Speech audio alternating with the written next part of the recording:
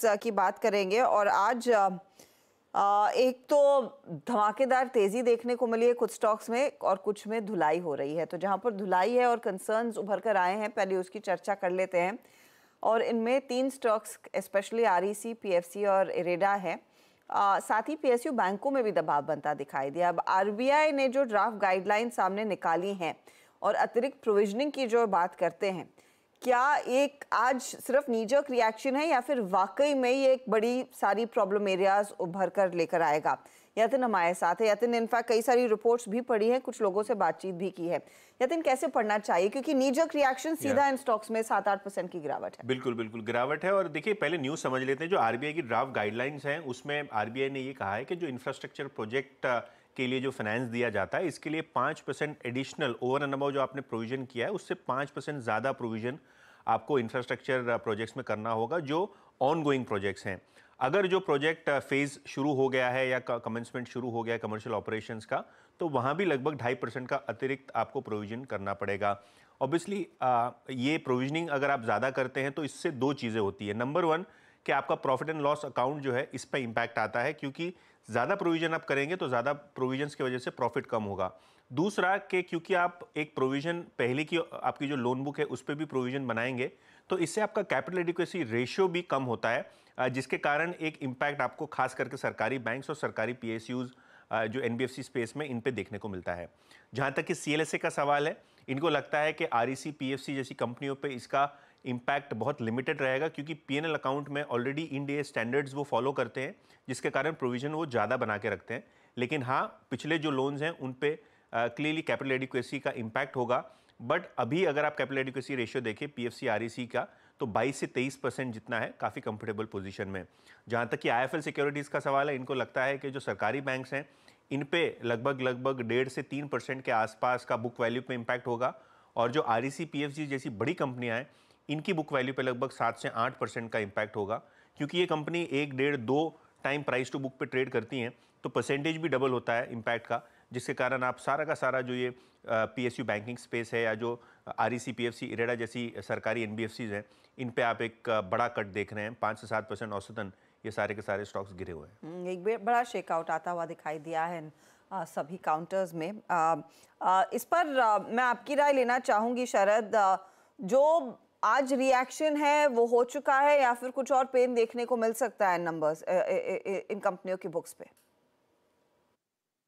देखिए, सिर्फ इस इवेंट के बेसिस पे तो मुझे लगता है, खास करके पीएफसी, आरईसी की अगर बात करें तो पीएफसी खास करके मुझे लगता है 1.6 टाइम्स प्राइस टू बुक पे इसके पहले ट्रेड कर रहा था। 10% और रिड्यूस कर दीजिए तो वहाँ मुझे नहीं लगता कि ये जो रेगुलेशन है इसमें और क्लैरिटी जैसे जैसे आती है, काफी एक आप चांस उम्मीद कर सकते हैं कि यहाँ से और इम्प्रूव ही होगा, क्योंकि project finance as a space मुझे नहीं लगता कि बहुत ज्यादा ग्रोथ के कोई इश्यूज रहेंगे।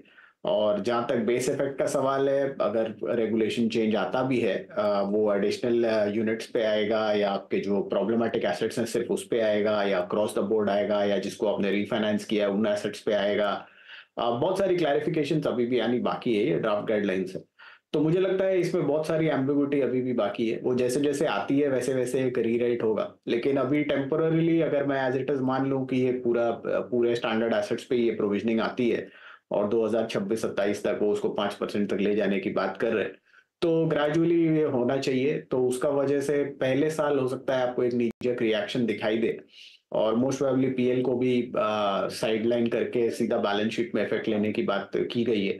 तो ये सब अगर होता है तो बहुत ज्यादा आपको पीएल पे इफेक्ट नहीं दिखेगा, बट बैलेंस शीट पे आपको डिसेंट इफेक्ट दिखेगा ऑब्वियसली, जैसा अभी यतिन भी बोल रहे थे कि उनकी जो लेंड करने की एबिलिटी है उसमें थोड़ा फर्क पड़ेगा।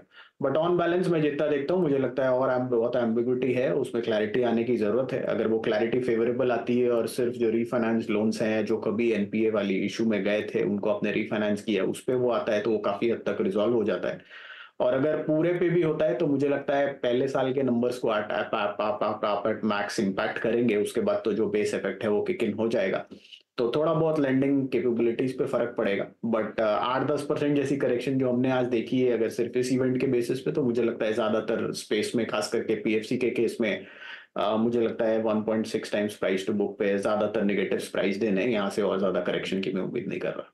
और ज्यादा करेक्शन की उम्मीद इन स्टॉक्स में नहीं। लेकिन वेरी क्विकली अगर नीलेश आप SBI, PNB and the likes पर नजर डाल सके, क्योंकि वहां पर भी एक रिएक्शन आया है आज। बिल्कुल अर्षिता जी, देखिए पीएफ इनफैक्ट एसबीआई और सारी पीएसयू बैंकिंग पे हमें आज दबाव देखने को जरूर मिल रहा है। बट मेरे ख्याल से अगर और थोड़ा दबाव यहाँ पे आता है तो वो एक अच्छी अपॉर्चुनिटी हो सकती है फ्रेश खरीदारी के पॉइंट ऑफ व्यू से, क्योंकि जो सपोर्ट है एसबीआई का वो 790 के आसपास का है। तो करंट लेवल पर इसे एक स्टैगर वे में अभी भी ऐड करके चल सकते हैं। पोजिशन टारगेट 850 के पार ये काउंटर जाता हुआ नजर आ सकता है, हालांकि उसके लिए थोड़ा समय जरूर लगेगा। बट मैं कहूंगा कि और थोड़ी डिप मिलती है काउंटर्स लाइक एसबीआई, बीओबी और कैनरा बैंक जैसे पीएसयू बैंकिंग स्पेस में, तो वो एक अच्छी अपॉर्चुनिटी होगी और लॉन्ग साइड में फोकस करके चल सकते हैं। डिप पर एक अपॉर्चुनिटी बैंक्स देंगे, लेकिन जैसे शारद कह रहे थे फंडामेंटली शायद कुछ और क्लैरिटी की जरूरत है। अब देखते हैं उस पर आरबीआई कब तक वो क्लैरिटी देता है। दूसरा